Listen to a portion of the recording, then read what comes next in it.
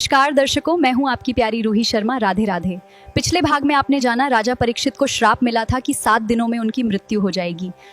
अब उनके पास समय बहुत कम था। उन्होंने अपना राजपाट छोड़ दिया और गंगा नदी के किनारे बैठकर सोचने लगे, अब मैं क्या करूं? जीवन का सबसे बड़ा सत्य क्या है? तभी वहां आए महान संत शुकदेव जी।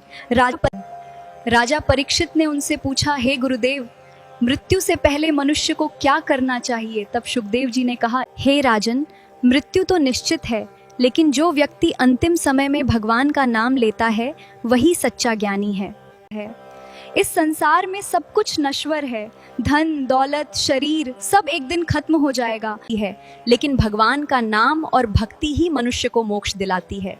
इसके बाद शुकदेव जी ने भगवान की महिमा का वर्णन शुरू किया। जिस भगवान ही इस सृष्टि के रचयिता हैं, उन्हीं से सब कुछ उत्पन्न होता है और अंत में उन्हीं में विलीन हो जाता है। ये सत्य ही जीवन का आधार है।